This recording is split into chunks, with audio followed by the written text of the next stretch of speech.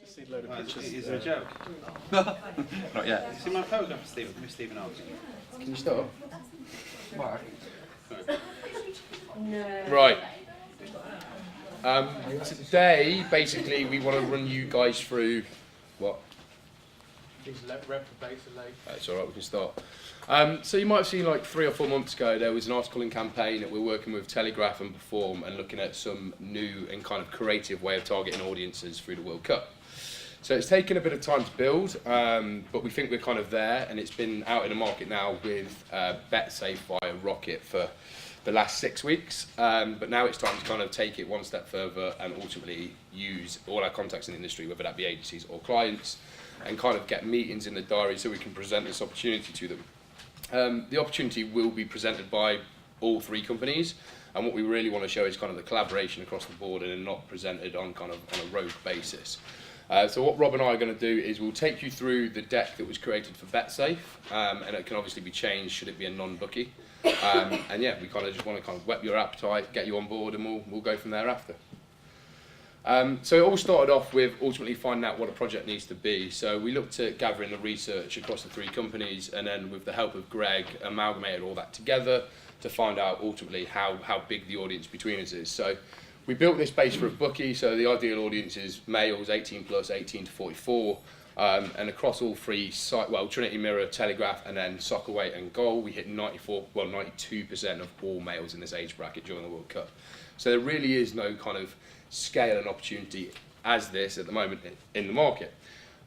So what we've done is we've highlighted and picked out kind of some key stats for the bookie, but we have a whole host of insight and data on this. So should it need to be Tesco's or FMCG or automotive, we have the insight already to back that up, so we can change it and chop it as we need to ultimately. Yeah, that insight that we've got together as well isn't all just like kind of male and gambling orientated. We've got quite a lot around kind of like the peaking audience we see from like main eventers and stuff like that. So should it be a client that sits outside of that gambling space that you guys have spoken to and got interest from, we can just amend and tweak the stats that you see on this slide to make it more appealing to them for their brand reach. So just in concept of exactly what it is, we wanted to put together a solution which could sit outside of the products that we're taking to market separately as independent publishers, because as you guys will be well aware, we've already sent out and you guys have been talking to clients about Trinity Mirror's own World Cup solution. So the concept which Rob spoke to you about was very much video based and something that can sit within across all of our brands within our sport channels, but not affect what we're proposing to our clients independently. So in a nutshell, it is 18 videos served preview during the World Cup, and I think 1 or 2 post. And ultimately it is to debate and discuss all of the ongoing big talking points, using a panel from representing one person from the Mirror, which would be Matty Lawless, the Telegraph and Opta. It's all to be completely branded by the one sponsor, and within the video content we can tweak it and edit it down into short form, so should be the shared video content to increase the reach and for them to stand alone independently. All of the content that we produce can be used by the client on their own sites for their own means as well. And we were looking to roll in a game with it. Yeah, so ultimately what we're looking to do is a project of this kind of magnitude. We're going to guarantee video views across the 3 sites, whether that comes via social, native on site, or hosted within article pages itself.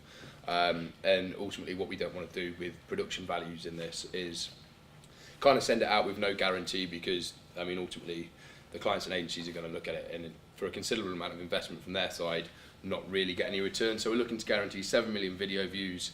We'll take you on to some of the other guarantees in a second, but it's going to be 12 million display impressions, so we can kind of combine the two, so a creative video aspect with the display elements that would be running through the World Cup anyway.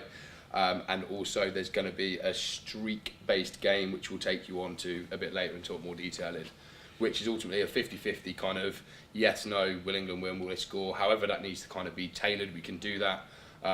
We guarantee registrations to the game. Of course, that's designed for a bookie, but we can look at changing that should it be, Tesco's or someone of the like. So that may need to be a conversation with what that game needs to be, but ultimately we're guaranteeing 25,000 players and registrations to that game as well.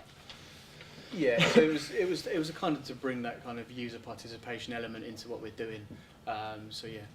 Inclusive of the people that we would reach, but to try and get them involved as well.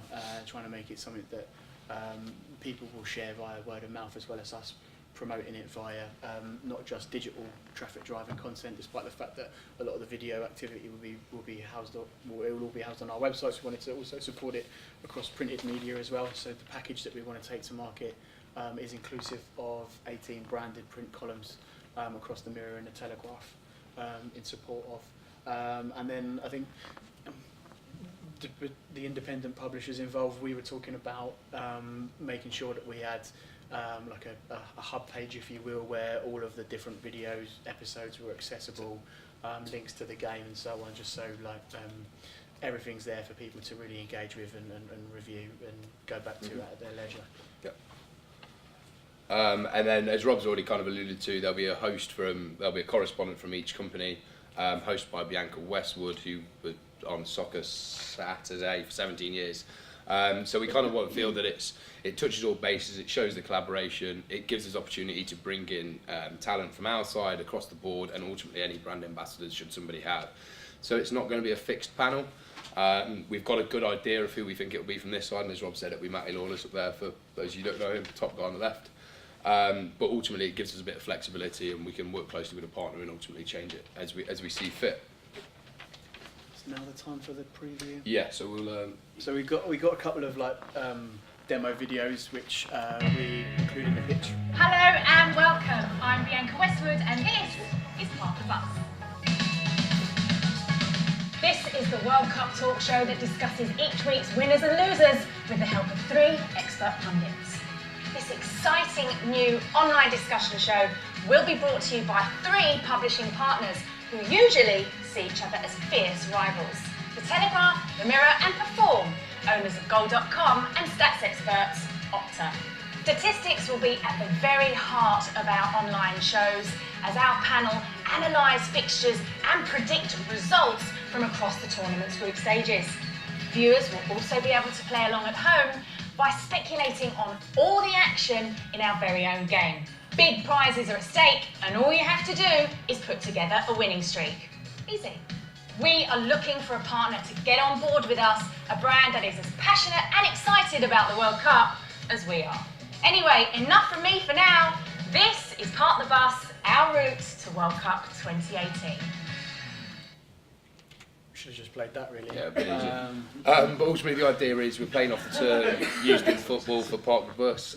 It's going to be based on a Route Master bus that will go down around London, looking at different fan zones, different cultures, certain pubs, whatever the likes may be. But yeah, that's the concept in terms of how it's being filmed. Rob alluded to earlier how it's going to be distributed, so we all have our specialties here, whether it's the Telegraph running it through certain content and networks they've got, our autumn audience segments that we're going to look to target, plus build out hub sections and specific call about pages, and then Goal are very good on the social elements thing. They've got big followers, they've got a good engaged audience. So ultimately we've all committed basically how we're going to deliver those 7 million video views and a 12 million display, and then obviously the Telegraph and ourselves are supporting it in press. Goal, well Perform can't do that, so they're committing to more of the digital aspect of things. And then, as Rob said earlier with the videos, so they're going to be 5 to 10 minutes each in length, and the idea being it can be longer if there's big games, 5 minutes otherwise if shorter.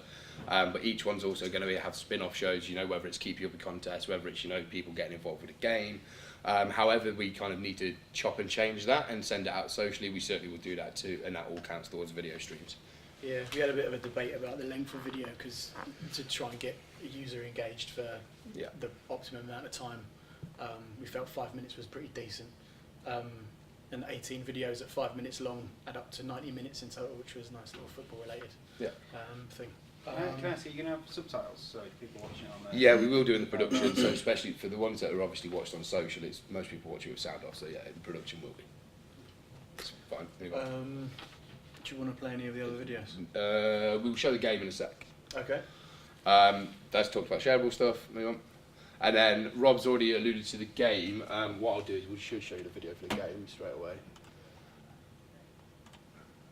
Let me introduce to you our Park the Bus Streets game. You can play along at home as our three journos try to predict outcomes from 50-50 scenarios. So do you think England will concede? What are the predictions? No, I don't think they'll concede this. Sam? No, I don't think they will either. No chance. No goals. Sorry, Tunisia. Consecutive correct predictions will form a streak. The longer the streak, the closer to the grand jackpot you get. So as we said, it's obviously designed for a bookmaker, but it can be changed depending on who it may be, you know, whether it's selling shopping carts, whatever that may be, just branding, exclusivity. So they're the sort of conversations we'll need to have with them as we move forward, depending on who the company is. Right. So yeah, they're kind of all the elements to it. Yeah, I think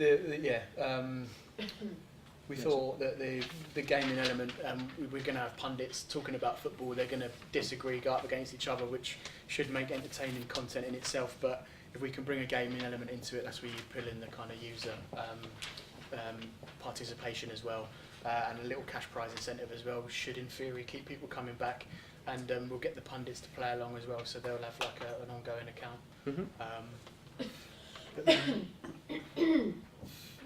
Alright, done that. That's fine. And then ultimately there'll be a recap at the end, which will take them through. It covers basically the reach and the scale, something that's creative and new in the market, and kind of trying to change perceptions that we're not necessarily rivals with certain companies that people think we will. We're actually just trying to look out for our agencies and clients as a whole, and if that means collaborating across the board, then we're absolutely going to look at doing all the things that are new. And then what we kind of are going to ask from you guys, and then the wider floor as well, we've got the one page which you've all probably sat on or got on your feet, and ultimately this is what we want communicating out to agencies or clients, and basically to get meetings set up within the next 2 to 3 weeks if possible. We don't want to tell them the price yet, but for the guys in this room, obviously for us, it's looking around the 750k mark. So obviously bear that in mind when you're having conversations with agencies that, you know, some of the people that don't spend that much with us, it's probably not worth the time going to them too much. Look out for some of the bigger ones. And then what we want to kind of do is get a date in the diary where Telegraph perform, and ourselves will go with the agency rep from here as well and present it to them. Yeah, it's a bit of a funny one because every person involved will want to be in the room, but we'll have just a representative from the three partners and then the person that set up the meeting to just follow it through. And so yeah, please just keep us in the loop. Any chats you're having, any potential leads up there, and we'll try and get dates in the diary to make it work. What we'll do is we'll create a Google Doc basically that just says agency being contacted, who the client is, and we'll just work through the list. We'll share that with the Telegraph and Perform guys as well, and they'll kind of add to this as we go. And we'll just make it one big thing where we know who's been pitched and who hasn't. We don't want us having a conversation and the Telegraph having a similar conversation, because it doesn't look like it's aligned, and that's the whole point in this project. So we'll make sure, if we can run everything through Rob and myself, that'd be great, and we'll kind of take the conversations from there. So when you say you take the agency rep, Yeah. how does it work for setting up meetings between us and the Telegraph? Yeah. So that's what we're taking the lead on here. So we want you guys to have the conversations from this side, and we'll go and we'll invite the Telegraph and Perform along. How do we make sure that the Telegraph aren't having the conversations? Exactly, yeah. They're not. We're the only ones going to have it. This Google Doc, they'll have access to it. Correct. We're just sending it. Correct. So at the moment we're targeting the bookies already. So we'll ask you to leave the bookies alone for the moment, and we've all divvied them out for Perform and Telegraph. So it's just non-bookies at this stage. Is there any feedback from BetSafe? BetSafe really liked it, but they've pulled out of the UK market, so that kind of stopped that. Typical. But they really like the idea that we're creative. It shows that we're collaborating. Ultimately, it was just a bit too rich for them, and obviously at the time we didn't know they were pulling out the UK market. So we're not contacting bookies. Who are we contacting? Everybody else. There's Everyone else, yeah. Everyone that you think like World is Cup, along the price range. some big What, big Do you have a brands. list of sponsors for the World Cup? Yeah, we've got a list of official sponsors for them, so we'll circulate that too. I also think that for every World Cup sponsor, there's their Direct direct competitor. rival. So for McDonald's, obviously, there's Burger King and KFC and all that lot. There's massive TV spend during the Euros, so this gives brands an opportunity to own something, stand out. It's got exclusivity, it's got context. It's going to have not just obviously their brand around it, but their brand within it as well. And as you said, Rob, it's, as Rob said, it's the ones that have got a big spend, but some brands will still be thinking about what they want to do in the World Cup. So it's their opportunity to stand out. Most major tournaments will have big FMCG companies, Coca-Cola, McDonald's, etc. You generally get a couple of automotive brands going big, and then like electronics as well. I think Samsung got behind the last World Cup.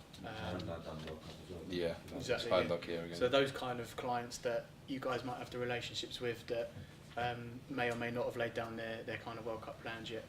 It's also worth noting that obviously the World Cup shown on BBC and ITV, and video advertising during the BBC, on BBC doesn't exist during half time. So I take that into consideration when thinking about the video side of this. What's the deal with beverages, like alcoholic brands? Is there any things we can't do out of Watershed or anything? We just have to use our data to make sure that we serve to 18 years and above. Yeah. And again, if there's any questions on the data or who you're looking at, let us know. We can pull that research we've already gathered and kind of chop and change it and give it you as you need it. Or you say if it's like in the likes of Heineken or whatever, similar to what we did with John Smith, so you have to do like the age wall, age gate or whatever they call it, with the you have to put your age in before you can access the content. Yeah. Sorry, I probably already have this in my inbox. Do we have one page to send out? You'll have that. Sitting on it. Well, obviously I'm not going to send it to my agency, but if I could have an email. Yeah, I think so, don't we? Yeah, of course. That'll be out with the Google Doc and the official partners by the end of the week. Will these 5-minute videos be open to full consultation with the said client, so that way it's more relevant to them? So I'm just thinking in terms of say bookies, for example. Mm-hmm. Obviously they can use all the extra impressions for running odds, but it's the little things like saying they might actually just mention like best bet of the day for it'll be integrated within the content. Sorry. Inject a bit of themselves into the actual video, because it's all good and Yeah. well, No, whatever it might be, but It's probably my bad, to be honest, given that I didn't know this was happening until 11 o'clock this morning. Within the package, there'll be loads of opportunities, like little indents and stuff. It'll all be fully branded. So whoever is sponsoring it will be fully associated, and the users will definitely be aware that they are so. If it's like if we need to get the host to mention it as well, like of course we'll do that. And so well, just saying, I know with a lot of these, especially when it's $750,000, they like to feel like they have some creative input. So it certainly lends itself to the bookies, and absolutely. So they'll all have probably a pick of the day, and that'll all be get it here at Betfair at 8 to 1 or whatever. So there'll be that, and then the branding obviously around it too. We were talking about decking the inside of the bus out, a bit like the kind of sponsorship boards you see when they're doing an interview after a football match or whatever. So loads of opportunity for brand. Any other questions? What's the prize that participants can win at the end, or is that at the discretion of the sponsor? Yeah, ultimately. Okay. However much they're willing to insure themselves against, I suppose. One-way ticket to Russia. Cool. Thank you. Cheers, guys. Cheers, guys.